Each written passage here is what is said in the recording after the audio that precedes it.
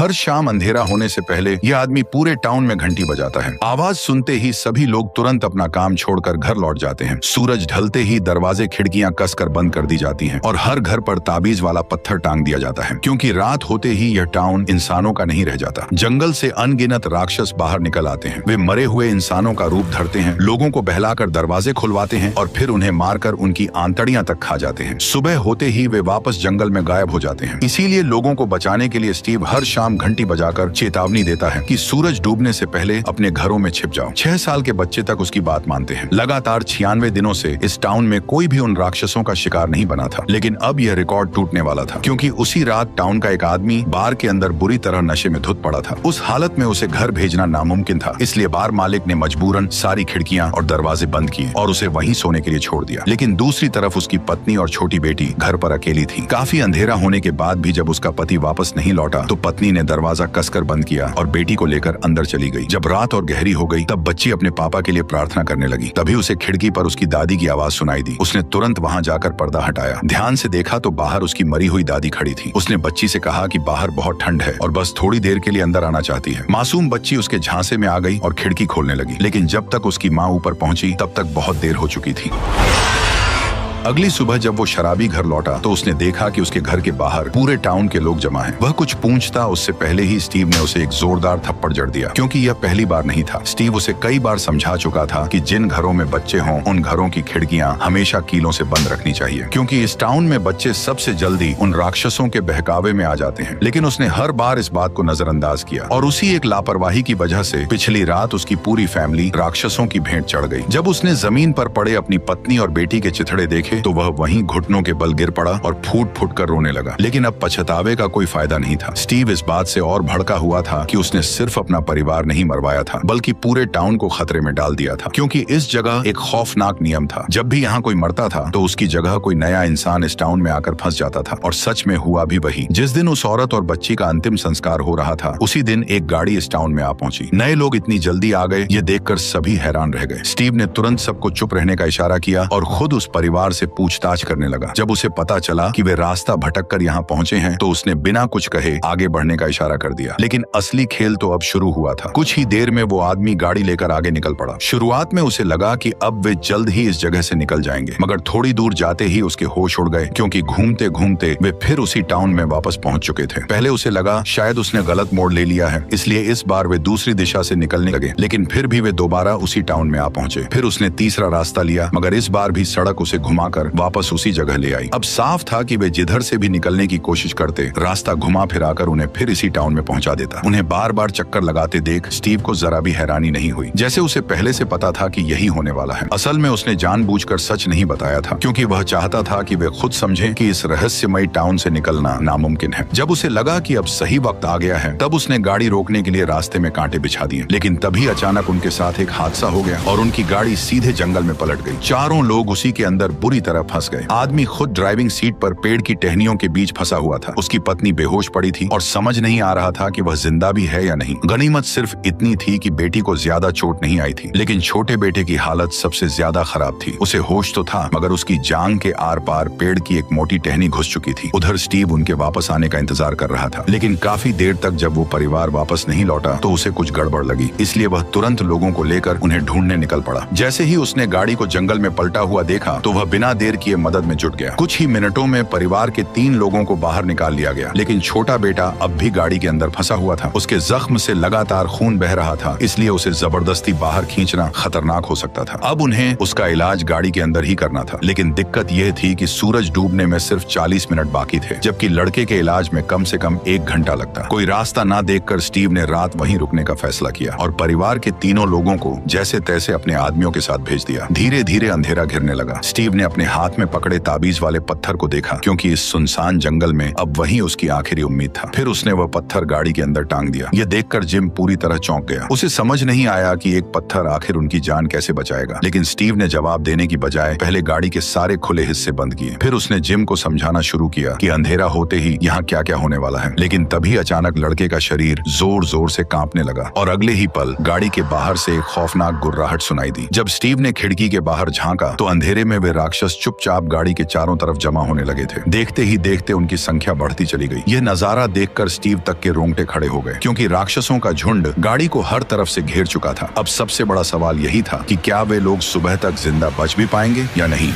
Steve को अब भी उस ताबीज वाले पत्थर पर भरोसा था, क्योंकि फिलहाल वही एक चीज थी जो उन राक्षसों को गाड़ी के अंदर आने से रोक रही थी। तभी अचानक बाहर से किसी के चिल्लाने की आवाज गूंज उठी। ऐसा लग रहा था जैसे कोई मदद के लिए पुकार रहा हो, लेकिन स्टीव तुरंत समझ गया कि यह राक्षसों का नया जाल है। वे इंसानों को बहकाकर खुद ही दरवाजा खुलवाना चाहते हैं। स्टीव तो उनकी चाल में नहीं आया, मगर जिम इस टाउन में नया था। उसे लगा कि शायद कोई रेस्क्यू टीम उन्हें बचाने आ गई है। बस यही सोचकर वह तुरंत दरवाजा खोलने के लिए बढ़ा, लेकिन स्टीव ने फौरन उसे गले से पकड़कर रोक लिया। उसने जिम की आंखों में देखते हुए कहा कि बाहर खड़े लोग इंसान नहीं हैं, वे खूंखार राक्षस हैं जो इंसानों के शरीर को चीरकर उनके अंदरूनी अंग तक खा जाते हैं। और अगर जिम सच में अपने बेटे को जिंदा देखना चाहता है तो उसे किसी भी हालत में सुबह होने तक गाड़ी के अंदर ही रहना होगा, क्योंकि सूरज निकलते ही वे सभी राक्षस खुद ब खुद गायब हो जाएंगे। यह सुनने के बाद जिम आखिरकार शांत हो गया, लेकिन उसे क्या पता था कि दूसरी तरफ रेस्क्यू टीम के साथ लौट रही उसकी फैमिली भी बड़ी मुसीबत में फंस चुकी थी। दरअसल रास्ते में उनकी गाड़ी अचानक पंचर हो गई और मजबूरी में सबको पैदल ही सेफ हाउस तक लौटना पड़ा। लेकिन अब रात हो चुकी थी और इस अंधेरे में बाहर हर तरफ वही खूंखार राक्षस घूम रहे थे। जैसे ही सेफ हाउस में मौजूद लोगों ने उन्हें बाहर भटकते देखा, उन्होंने बिना एक सेकंड गवाए अलार्म बजा दिया। एक ही पल में पूरा घर सतर्क हो गया। बाहर खड़े लोग चाहे जितना दरवाजा पीटते रहे, लेकिन अंदर किसी ने दरवाजा नहीं खोला, क्योंकि रात में कौन इंसान है और कौन राक्षस ये कोई नहीं जानता था। लेकिन उन्हें क्या पता था कि असली राक्षस तो चुपचाप सामने आ चुके थे। अचानक उनमें से एक राक्षस जूली से बात करने लगा। वह बार बार उसका नाम पुकार रहा था, मानो वह उसे पहले से जानता हो। ये देखकर जूली की आंखें तुरंत सुन्न पड़ गईं। इससे साफ था कि वह राक्षस की चाल में फंस चुकी है। गनीमत रही कि डिप्टी शेरिफ ने वक्त रहते लड़के पर गोली चला दी, लेकिन गोली लगने के बाद भी उसे कुछ नहीं हुआ। जब सबकी जान पर बन आई, तभी लीडर ने गंजे आदमी को तुरंत दरवाजा खोलने को कहा और इस तरह उन सबकी जान बच गई। लेकिन अंदर घुसते ही जूली और उसकी माँ को बांध दिया गया, क्योंकि यहाँ हर नए आने वाले के साथ यही किया जाता था, ताकि कोई राक्षस उनका चेहरा धरकर अंदर घुस न पाए। कुछ ही देर में माँ और बेटी को अलग अलग कमरों में बंद कर दिया गया। तभी लीडर ने जूली की माँ को समझाया कि डरने की जरूरत नहीं है। यहाँ मौजूद हर इंसान किसी न किसी हादसे की वजह से इस टाउन में फंसा है, और तुम लोग तो फिर भी खुशनसीब हो, क्योंकि कई लोग ऐसे भी थे जो आधी रात में इस टाउन में आ फंसे थे और कुछ समझने से पहले ही वे उन राक्षसों का खाना बन गए। लेकिन इस वक्त औरत को अपनी फिक्र नहीं थी, बल्कि उसे गाड़ी में फंसे उसके पति और बेटे की चिंता थी। उधर गाड़ी के बाहर अभी भी राक्षसों की चीख पुकारें रुक नहीं रही थी। कुछ तो धीरे धीरे गाड़ी की छत पर भी चढ़ चुके थे। ऐसे में स्टीव ने सबको शांत रहने को कहा। उसने भरोसा दिलाया कि जब तक ताबीज वाला पत्थर अपनी जगह पर टंगा है, तब तक कोई भी राक्षस गाड़ी के अंदर कदम नहीं रख सकता। और सच में कुछ ही देर बाद बाहर का सारा शोर थम गया और चारों तरफ खामोशी फैल गई। ऐसा लगा मानो खतरा फिलहाल टल चुका है, लेकिन असली मुसीबत तो अभी बाकी थी। अचानक आधी रात को जिम उठा और उसने अनजाने में ताबीज वाला पत्थर नीचे उतार लिया। डॉक्टर ने यह देखते ही उसे तुरंत रोकना चाहा, लेकिन तब तक बहुत देर हो चुकी थी। अचानक डॉक्टर की नींद खुली और उसे एहसास हुआ कि यह सब सिर्फ एक डरावना सपना था। असल में वे लोग रात सही सलामत काट चुके थे। सुबह होते ही बाकी लोग भी उनकी मदद के लिए वहां पहुंच गए। सबने उन्हें जिंदा देखकर राहत की सांस ली, लेकिन खतरा अभी पूरी तरह टला नहीं था, क्योंकि अब नए आए लोगों को एक मुश्किल फैसला लेना था। उन्हें चुनना था कि उन्हें टाउन में कहाँ रहना है। एक तरफ था सेफ हाउस, जहाँ सभी लोग साथ रहते थे लेकिन जगह कम थी, और दूसरी तरफ थे टाउन के अलग अलग घर, जहाँ जगह ज्यादा थी मगर खतरा भी उतना ही ज्यादा था। अगर लोग टाउन के घरों में रहने का फैसला करते तो उन्हें अंधेरा होने से पहले ताबीज वाले पत्थर चेक करने पड़ते थे, और अगर घर में बच्चे हों तो खिड़कियों को कीलों से बंद करना पड़ता था, क्योंकि रात में राक्षस अक्सर लोगों को बहकाकर दरवाजा खुलवाने की कोशिश करते थे और बच्चे उनकी बातों में जल्दी आ जाते थे। इसी वजह से टाउन में सख्त नियम भी बनाए गए थे। अगर किसी की लापरवाही से किसी दूसरे की जान चली जाती तो सजा के तौर पर उसे एक रात टिन वाले कमरे में बंद किया जाता था। वहाँ कोई ताबीज नहीं होता था, यानी अंदर जाने वाले की मौत लगभग तय थी। यह सुनकर टैबी ने पूछा कि यह सजा कितनी बार दी गई है। पादरी ने बताया कि अब तक ऐसा कभी नहीं हुआ, लेकिन आज रात पहली बार ऐसा होने वाला था। सारे नियम समझाने के बाद अब जिम के परिवार को एक घर चुनना था। सबको यही लग रहा था कि चारों लोग टाउन के किसी घर में साथ रहेंगे, लेकिन तभी उनकी बेटी जूली ने कह दिया कि वह अकेले सेफ हाउस में रहेगी। उसे लगता था कि उसके मॉम डैड उसके छोटे भाई को उससे ज्यादा प्यार करते हैं, इसीलिए वो उनसे दूर रहना चाहती थी। जूली का फैसला सुनते ही जिम और टैबी घबरा गए, क्योंकि उन्हें अपनी बेटी की बहुत चिंता थी। इसलिए दोनों उसे अपने साथ चलने के लिए मनाने लगे। तभी स्टीव ने कहा कि अंधेरा होने वाला है और और सबको जितनी जल्दी हो सके अपने अपने ठिकाने पर लौट जाना चाहिए। स्टीव ने उन्हें भरोसा दिलाया कि उसका बेटा भी सेफ हाउस में रहता है, इसलिए जूली वहाँ अकेली नहीं होगी और वो उसका पूरा ख्याल रखेगा। इसके बाद सब लोग अपने अपने रास्ते निकल गए, क्योंकि आज रात सजा देने का वक्त आ चुका था। जिस आदमी की लापरवाही से उसकी पत्नी और बेटी मारी गई थी, अब उसे उसी की सजा मिलने वाली थी। उसे पूरी रात बिना ताबीज के टिन वाले कमरे में बंद रहना था, यानी अगर राक्षस वहाँ तक पहुँच गए तो सुबह तक उसका जिंदा बचना असंभव था। स्टीव भी उसके लिए कुछ नहीं कर सका। उसने बस दरवाजे पर 2 और ताले लगा दिए और मन ही मन यही दुआ करने लगा कि वह आदमी किसी तरह सुबह तक जिंदा बच जाए। लेकिन रात होते ही वो इंसानी शक्ल वाले राक्षस जंगल से बाहर निकल आए। उधर वो आदमी कमरे के कोने में सहमा हुआ खड़ा था, लेकिन जैसे ही उसने नजर उठाकर देखी, वे सारे राक्षस उसके कमरे के बाहर जमा हो चुके थे। उस वक्त उसकी हालत ऐसी थी जैसे कोई शिकार शिकारी के बीच घिर गया हो। अब उसके पास बचने का कोई रास्ता नहीं था। आखिरकार वह हार मानकर जमीन पर बैठ गया और अपनी मौत का इंतजार करने लगा।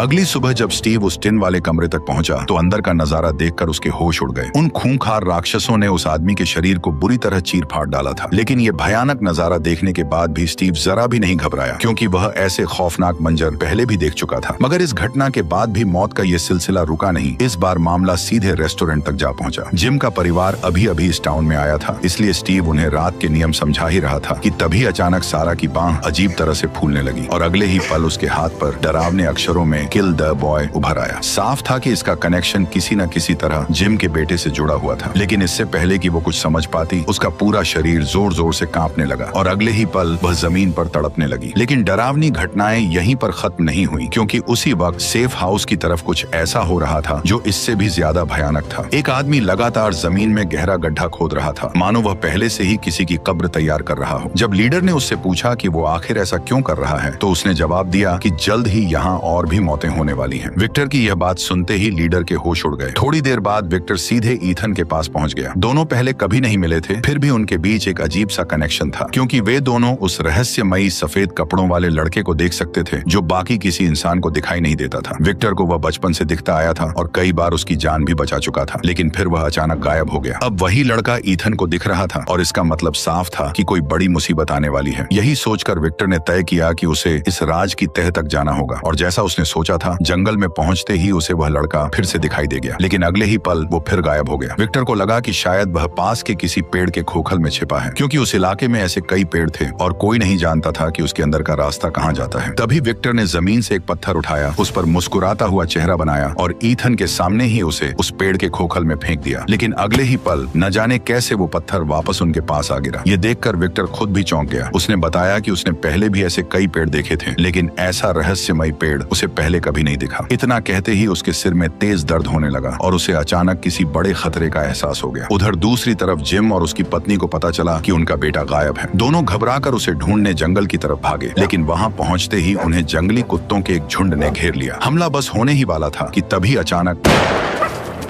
दरअसल वो गोली विक्टर ने चलाई थी ताकि सही समय पर उन दोनों की जान बचाई जा सके। तभी जिम और उसकी पत्नी की नजर ईथन पर पड़ी जो विक्टर के साथ था। उसे सही सलामत देखकर दोनों ने राहत की सांस ली। एक पल के लिए उन्हें लगा कि शायद खतरा टल चुका है, लेकिन उन्हें जरा भी अंदाजा नहीं था कि असली मुसीबत तो अभी आने वाली है। उधर सारा अब होश में आ चुकी थी, लेकिन डर के मारे उसने डॉक्टर को अपने शरीर पर उभरे उन अजीब निशानों के बारे में कुछ नहीं बताया। लेकिन यही चुप्पी उसकी सबसे बड़ी गलती बन गई, क्योंकि उसी डर की वजह से राक्षसों ने एक बार फिर उसके दिमाग पर कब्जा कर लिया। रात होते ही सारा चुपके से एक मरीज के पास पहुंची और बिना एक पल गवाए एक नुकीली चीज सीधे उसकी गर्दन में घोंप दी। इसके बाद वह अपने आप से बातें करने लगी, मानो किसी अदृश्य राक्षस से कोई सौदा कर रही हो। थोड़ी देर बाद जब नर्स वार्ड चेक करने आई तो मरीज की लाश देखकर उसके होश उड़ गए। वह डर के मारे भागने लगी, लेकिन मुड़ते ही उसने देखा कि मेन डोर खुला हुआ था और वे खौफनाक राक्षस बड़े आराम से अंदर चले आ रहे थे। अगली सुबह जब डिप्टी शेरिफ अपनी टीम के साथ वहां पहुंचा तो उसने देखा कि ताबीज वाला पत्थर जमीन पर गिरा पड़ा था। पूरा कमरा इंसानी लाशों से भरा हुआ था और वह नर्स भी उन राक्षसों का शिकार बन चुकी थी। लेकिन किसी ने सपने में भी नहीं सोचा था कि इस सब के पीछे कोई और नहीं बल्कि सारा ही थी। उधर दूसरी तरफ सारा चुपचाप ईथन के घर के बाहर पहुंच चुकी थी। उसे यकीन था कि अगर वह ईथन को मार दे तो वह शैतान से किया अपना सौदा पूरा कर लेगी और बदले में उसे इस मनहूस जगह से आजादी मिल जाएगी। कुछ ही देर में वह सीधे ईथन के घर में घुस गई और बड़ी चालाकी से उसे बहला फुसलाकर अपने साथ चलने के लिए मना लिया। लेकिन उसे जरा भी अंदाजा नहीं था कि उसका यही पागलपन उसकी जिंदगी जिंदगी की सबसे बड़ी गलती बनने वाली है। जल्द ही वह ईथन को एक सुनसान फार्म हाउस की तरफ ले आई, क्योंकि उसका प्लान था कि अगर वह ईथन को खुले मैदान में मारेगी तो पूरा इल्जाम रात में निकलने वाले राक्षसों पर डालना आसान होगा। लेकिन जैसे ही वह लड़के पर वार करने वाली थी, उसी वक्त उसका भाई वहां पहुंच गया। सारा का ध्यान भटकते ही ईथन ने मौका देखकर तुरंत खुद को छुड़ाया और वहां से भाग निकला। उधर उसका भाई सारा को पकड़कर रोकने लगा ताकि वह कोई पागलपन न कर बैठे, लेकिन हाथापाई के दौरान सारा ने गलती से अपने ही भाई का गला काट दिया। सबसे डरावनी बात यह थी कि उसी पल पादरी ने यह सब अपनी आंखों से देख लिया, लेकिन उसने सारा को रोकने की कोशिश नहीं की। वह बस खड़ा होकर उसे घूरता रहा। थोड़ी ही देर में पूरे फार्म पर लोगों की भीड़ जमा हो गई, मगर वहां न सारा थी और न ही पादरी। जमीन पर सिर्फ एक लाश पड़ी थी, जिसे देखकर पूरे टाउन में दहशत फैल गई, क्योंकि हर कोई जानता था कि राक्षस दिन में हमला नहीं करते। तो फिर आखिर यह खून किया किसने? सबसे अजीब बात यह थी कि पादरी ने सारा को देखा था, लेकिन फिर भी उसने जानबूझकर उसका नाम छिपा लिया। यानी इसका मतलब साफ था कि कुछ न कुछ गड़बड़ जरूर है। भीड़ को शांत करने के लिए उसने कहा कि उसने सारा को जंगल की तरफ भागते देखा था और मुमकिन है कि इस सब के पीछे उसी का हाथ हो। यह सुनते ही स्टीव ने भरोसा दिलाया कि सारा जैसे ही वापस आएगी तो वो तुरंत उसे हिरासत में ले लेगा। स्टीव की बातें सुनकर लोग कुछ हद तक शांत हो गए और धीरे धीरे वहां से चले गए, लेकिन किसी को जरा भी अंदाजा नहीं था कि चर्च के नीचे बने तहखाने में वही भागी हुई सारा कैद थी। असल में टाउन के नियमों के मुताबिक सारा को भी टिन वाले कमरे में बंद करके सजा दी जानी चाहिए थी, लेकिन पादरी ने उसे वहां भेजने के बजाय चुपचाप किडनैप कर लिया, क्योंकि उसका मकसद सारा को बचाना नहीं बल्कि इस मनहूस जगह से निकलने का रास्ता ढूंढना था। उसे पता था कि सारा राक्षसों से बात कर सकती है और शायद वही उसे बाहर निकलने का रास्ता बता सकती है। जब सारा को समझ आया कि पादरी बहुत कुछ जान चुका है, तो उसने एक बड़ा राज खोल दिया। उसके मुताबिक अगर वे राक्षसों की शर्त मान लें तो टाउन के लोग जिंदा बाहर निकल सकते हैं। यह सुनकर पादरी के होश उड़ गए। इससे पहले कि वह कुछ और पूछ पाता, अचानक सारा का शरीर जोर जोर से कांपने लगा। उसने घबराकर पादरी से कागज और पेन मांगा। कुछ ही पलों में उसने एक अजीब सी ड्राइंग बना डाली, मगर जब पादरी ने उस कागज पर बने निशान देखे तो उसके पैरों तले जमीन खिसक गई। ड्राइंग को देखते ही उसे कुछ याद आया और वह बिना देर किए सीधे उस जगह पहुंचा जहां उसने सालों पहले एक थैला दफनाया था। मिट्टी खोदने पर उसे वो थैला सचमुच उसी जगह दबा हुआ मिला, जिसके अंदर एक खून से सना हुआ कपड़ा छिपा था। और सबसे चौंकाने वाली बात यह थी कि सारा ने जो अजीब सा निशान बनाया था वह उसी स्नैक रैपर से मैच कर रहा था जो बैग में मिला था। अब बात धीरे धीरे साफ होने लगी थी। दरअसल इस टाउन में आने वाला हर इंसान अपने साथ कोई न कोई ऐसा राज लेकर आया था जो इस रहस्यमयी जगह से जुड़ा हुआ था। जब पादरी इन्हीं सवालों में उलझा हुआ था, तभी इस खौफनाक टाउन में एक नया आदमी आ पहुंचा, लेकिन किसी को अंदाजा तक नहीं था कि उसकी एंट्री के साथ ही पूरी कहानी एक खतरनाक मोड़ लेने वाली है। असल में वो आदमी रास्ते में ही कार के अंदर सो गया था, लेकिन जैसे ही उसकी आंख खुली तब उसने देखा कि ड्राइवर गायब है। वह कुछ समझ पाता उससे पहले ही स्टीव वहां आ पहुंचा और बिना एक शब्द बोले उसे गाड़ी से हथकड़ी लगाकर बांध दिया। बेचारे को अब तक अंदाजा भी नहीं था कि वह किस खौफनाक जगह आ फंसा है। कुछ ही देर बाद उसे सीधे सेफ हाउस ले जाया गया, लेकिन वहां के लोग भी कम अजीब नहीं थे। उन्होंने बिना देर किए उसे बांध दिया। दरअसल इस टाउन का एक बेहद सख्त नियम था, जो भी नया इंसान यहाँ पहुंचता था उसे पहली रात बाकी लोगों से अलग बंद करके रखा जाता था, क्योंकि इस जगह पर पहली रात को सबसे खतरनाक माना जाता था। सुबह होते ही लीडर ने उसे अपने पास बैठाया और इस टाउन के खौफनाक राज बताने शुरू कर दिए। उसने कहा कि जैसे ही सूरज ढलता है, जंगल से खतरनाक राक्षस बाहर निकल आते हैं और फिर वे पूरी रात इंसानों का शिकार करते हैं जब तक कि अगली सुबह न हो जाए। सबको लगा था कि यह सुनकर वह आदमी बुरी तरह डर जाएगा, लेकिन उल्टा वह हंसने लगा। दरअसल वह आदमी, जिसका नाम जेड था, इसे उसकी ट्रैवल कंपनी का बनाया हुआ कोई सर्वाइवल गेम समझ रहा था। उसे लग रहा था कि अगर वह यह गेम जीत गया तो उसे कोई बड़ा इनाम मिलेगा। इसी लालच में उसने उसी दिन सुराग तलाशने शुरू कर दिए। कुछ देर बाद वह एक पुराने तहखाने तक पहुंच गया और उसे लगा कि शायद बाहर निकलने का रास्ता यहीं छिपा है, लेकिन जैसे ही वह अंदर गया उसे दरवाजे के पीछे एक लाश पड़ी हुई दिखी।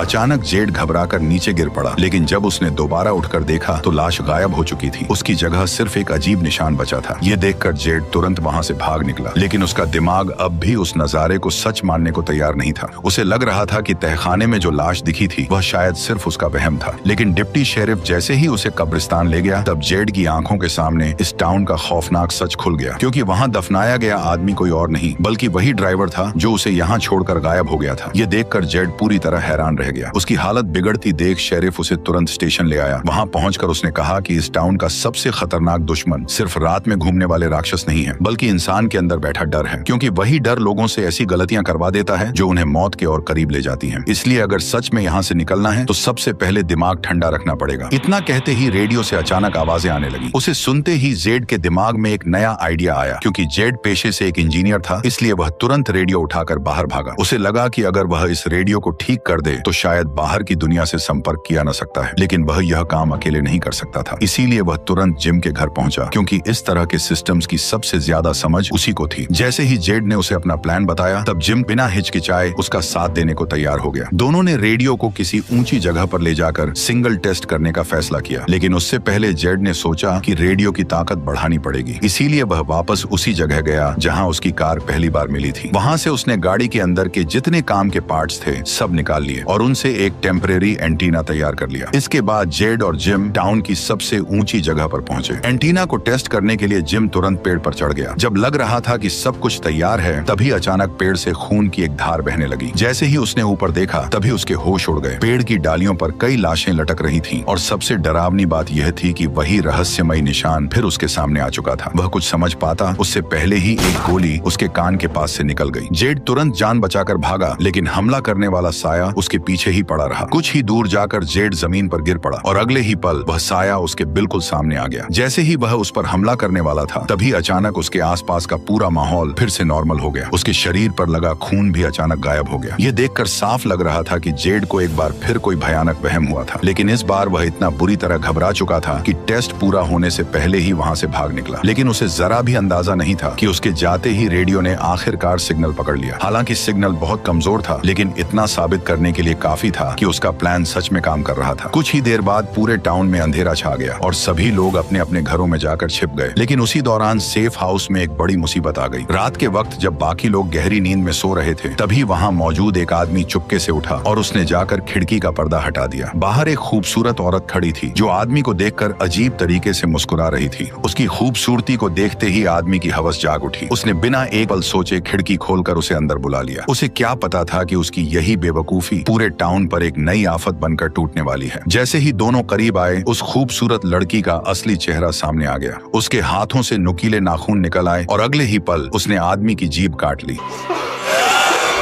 आदमी को मारने के बाद भी वह वहीं नहीं रुकी। वह फिर से इंसानी शक्ल में लौट आई, लेकिन अगला शिकार ढूंढने के बजाय उसने एक एक करके घर के सारे दरवाजे और खिड़कियां खोल दी, ताकि बाकी राक्षस भी आराम से अंदर आ सकें। उधर घर के अंदर सोए लोग अभी भी आने वाले खतरे से पूरी तरह बेखबर थे। तभी कमरे के भीतर से एक अजीब सी आवाज आई। आवाज सुनकर मैरी घबराई हुई अंदर देखने गई, लेकिन जैसे ही वह कमरे के पास पहुंची, तभी अचानक दरवाजा पीछे से बंद हो गया। अब साफ था कि वह राक्षसों के जाल में फंस चुकी थी। उधर नीचे लोग अब भी बातों में लगे हुए थे कि तभी खून की एक बूंद सीधे गंजे आदमी पर जा गिरी। वह गाली देने ही वाला था कि तभी उसकी नजर ऊपर खड़े उस भयानक राक्षस पर पड़ी। जैसे ही पता चला कि राक्षस सेफ हाउस में घुस आए हैं, तब पूरे घर में दहशत फैल गई। लोग जान बचाने के लिए इधर उधर भागने लगे, जबकि राक्षस बिना किसी जल्दबाजी के आराम से उनका शिकार कर रहे थे। अब साफ था कि सेफ हाउस भी सुरक्षित नहीं रहा। इसीलिए लीडर ने तुरंत फैसला लिया कि जितने लोग बच सकते हैं उन्हें स्टीव तक पहुंचाया जाए। उधर एलिस अब भी अपने कमरे में सो रहा था। तभी बाहर से अजीब आवाजें आने लगी। जब वह बाहर निकला तो सामने का मंजर देखकर उसके होश उड़ गए। पूरा सेफ हाउस तहस नहस हो चुका था और फर्श पर हर तरफ लाशें बिखरी पड़ी थीं। एलिस कुछ समझ पाता उससे पहले ही एक खून से लथपथ राक्षस उसकी तरफ बढ़ने लगा। गनीमत रही कि एलिस ने एक सेकंड भी बर्बाद नहीं किया। उसने तुरंत खिड़की का शीशा तोड़ा और सीधे सेफ हाउस से नीचे छलांग लगा दी, लेकिन जमीन पर गिरते ही उसका एक हाथ टूट गया। हालांकि बेहद तेज दर्द के बावजूद भी वह रुक नहीं सकता था, क्योंकि पीछे कई राक्षस उसकी तरफ बढ़ रहे थे। अपनी दोस्त की मदद से एलिस किसी तरह भागकर एक छोटे से कमरे में छिप गया। अब उनके पास बचने की आखिरी उम्मीद सिर्फ ताबीज वाला पत्थर था, जो शायद उन्हें सुबह तक जिंदा रख सकता था। ठीक उसी वक्त टाउन में मौजूद स्टीव के सामने भी एक बड़ा राज खुल चुका था। दरअसल पादरी ने कबूल कर लिया कि सारा उसी की कैद में है और उसने खुद उसे छिपाकर बंद कर रखा है, क्योंकि सारा ही इकलौती इंसान है जो किसी तरह उन राक्षसों से बात कर सकती है। और हो सकता था कि वही इस मनहूस टाउन से निकलने का रास्ता भी जानती हो। पादरी की बातें सुनकर स्टीव एक पल के लिए पूरी तरह चौंक गया। वो उससे कुछ पूछने ही वाला था कि तभी अचानक बाहर से हॉर्न की आवाज सुनाई दी। जब दोनों दौड़कर बाहर निकले तो उन्होंने देखा कि लीडर कुछ लोगों को लेकर टाउन पहुंच चुकी थी। उनके चेहरे देखकर ही साफ समझ आ गया कि सेफ हाउस में कुछ बहुत बुरा हो चुका है। उन्होंने बिना सवाल जवाब किए फौरन गाड़ी से लोगों को उतारा, लेकिन बाहर गहरा अंधेरा था। पादरी अभी अंदर लौट ही रहा था कि तभी एक राक्षस ने उस पर हमला कर दिया। स्टीव ने तुरंत गोली चलाई और किसी तरह पादरी को घसीटकर घर के अंदर ले आया, लेकिन तब तक बहुत देर हो चुकी थी। उसके शरीर से बहुत ज्यादा खून बह चुका था और कुछ ही पलों बाद पादरी ने वहीं दम तोड़ दिया। देखते ही देखते सिर्फ एक ही रात में इस टाउन ने न जाने कितनी जिंदगियां निगल ली। अब स्टीव समझ चुका था कि इंतजार करने का मतलब सिर्फ और मौतें हैं। अगर उसे सबको बचाना है तो अब किसी भी कीमत पर बाहर निकलने का रास्ता ढूंढना ही होगा। यही सोचकर स्टीव सीधे चर्च के तहखाने में पहुंचा, जहां सारा को कैद करके रखा गया था, क्योंकि अब वही उनकी आखिरी उम्मीद थी। स्टीव अच्छी तरह जानता था कि टाउन की लगभग हर जगह तलाश ली जा चुकी है। बस एक वही जंगल बचा था जिसे सब मौत का अड्डा मानते थे। उसे यकीन था कि असली राज उसी के अंदर छिपा है, इसीलिए वह बिना किसी को बताए सारा को साथ लेकर सीधे जंगल के अंदर निकल पड़ा। कुछ दूर चलते ही उन्हें पेड़ों पर ढेर सारी कांच की बोतलें लटकी हुई मिली। स्टीव उनमें से एक बोतल उतारकर देखने ही वाला था कि तभी उसके साथ आई लड़की अचानक तड़पने लगी। अगले ही पल उसकी हालत इतनी बिगड़ गई कि वह सीधे बेहोश होकर गिर पड़ी। अब स्टीव के पास आगे बढ़ने का कोई रास्ता नहीं बचा था, इसलिए उसे मजबूरन वहीं रात गुजारने का फैसला करना पड़ा। लेकिन दिक्कत ये थी कि वही जंगल राक्षसों का असली घर था। जैसे ही अंधेरा होता वे बाहर निकलते और इंसानों का शिकार शुरू कर देते। ऐसे में स्टीव के पास बस एक ही सहारा था, वह ताबीज वाला पत्थर जिसके भरोसे वह खुद को संभाले हुए था। तभी अचानक सारा को होश आया। उसने देखा कि स्टीव को एक बोतल मिल गई है जिसके अंदर कुछ अजीब से नंबर लिखे हुए हैं, लेकिन सारा का ध्यान उन नंबरों पर बिल्कुल नहीं था। वह बार बार स्टीव से बस एक ही बात कह रही थी कि उन्हें यहाँ से तुरंत निकल जाना चाहिए, क्योंकि उसके मुताबिक जंगल के अंदर सिर्फ राक्षस ही नहीं बल्कि उनसे भी ज्यादा खतरनाक कोई और चीज मौजूद है। इतना कहते ही बाहर एक जोरदार धमाका हुआ। अगले ही पल पूरी जमीन इतनी जोर से हिलने लगी कि दोनों ठीक से खड़े तक नहीं हो पा रहे थे। कुछ ही देर में सब कुछ फिर से शांत हो गया, लेकिन स्टीव ने जरा भी लापरवाही नहीं की। उसने फौरन ताबीज वाला पत्थर वापस अपनी जगह टांग दिया ताकि अगर राक्षस आस पास हों तो वे अंदर न घुस सकें। लेकिन सबसे डरावनी बात यह थी कि बाहर अभी भी गहरी रात थी। फिर भी अचानक एकदम से चारों तरफ एक अजीब रोशनी फैल गई। ये किसी नॉर्मल टॉर्च या लैंप की रोशनी नहीं लग रही थी। ऐसा महसूस हो रहा था जैसे जंगल में उनके अलावा भी कोई और मौजूद है। सुबह होते ही स्टीव सुराग ढूंढने बाहर निकला, लेकिन बाहर का नजारा देखकर उसके होश उड़ गए। पूरे इलाके में चारों तरफ मकड़ी के जाले फैले हुए थे। हालत ऐसी थी कि रास्ता पहचानना भी मुश्किल हो गया। इसलिए वह पिछली रात की याद के सहारे उसी जगह की तरफ बढ़ा जहां से वह रहस्यमयी रोशनी आई थी। तभी अचानक उन्हें पास से किसी की चीख सुनाई दी। स्टीव बिना एक सेकंड गवाए उधर भागा, लेकिन वहां पहुंचते ही उसके होश उड़ गए, क्योंकि मदद के लिए पुकारने वाली कोई अजनबी नहीं बल्कि उसकी अपनी मरी हुई पत्नी थी।